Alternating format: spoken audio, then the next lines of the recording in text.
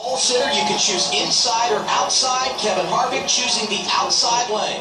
15th race of the year for NASCAR Sprint Cup Series here at Michigan. And we are green.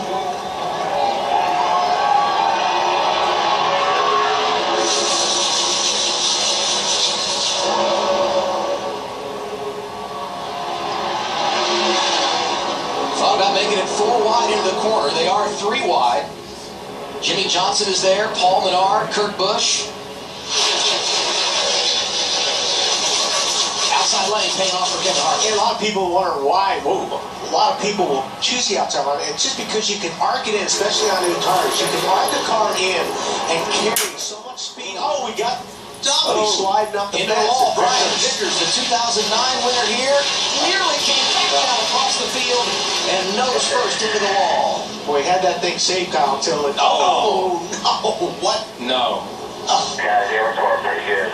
Now he's really done. Yeah. We also saw the 4 car outside the black part of the racetrack and up into the gray area. I don't know if it was slick when they got there, but there's 2 cars that stepped out. Now, obviously, a lot of cars worked through it, but 2 cars were really out of the groove in a place where we haven't really seen them all week long, up in the gray area. Window net is down, and you see these safety workers there with Brian Vickers. The car that came through and hit him, that was the 32 of Travis Kvapil, and here you see him coming down pit road. Huge damage to the right side of his car. And for you people at home, a lot of cars made it by, Travis didn't, and you think, what was he thinking? The thing was, I think Travis committed to the bottom of the racetrack. And just as we've talked before, when you're down there on the flat, when you're on the flat at 150 or 60 miles an hour, you can't just stop the car and turn. This is going to be Kurt Busch swinging way down to the inside. Yeah, like a red car. And watch where the 4 car goes into the corner here as we pick up the 55. The 4 car is outside the groove up in front. You see 3 or 4 cars that are above the area where they normally run. I think what Brian did, he got out there and stepped out. He tried to save it. He didn't have the whole racetrack to save it. There's so many cars coming back. He had to correct to the right and go back up the racetrack. The only thing I don't understand about this, Kyle, is you look at where this wreck happened.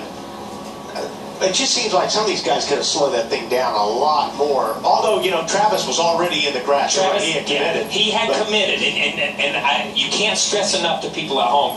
At that point in time, he's still running 130 or 40 miles an hour on the flat and in the grass. The 4 car was up high. It looked to me like 55 was kind of pushed up there.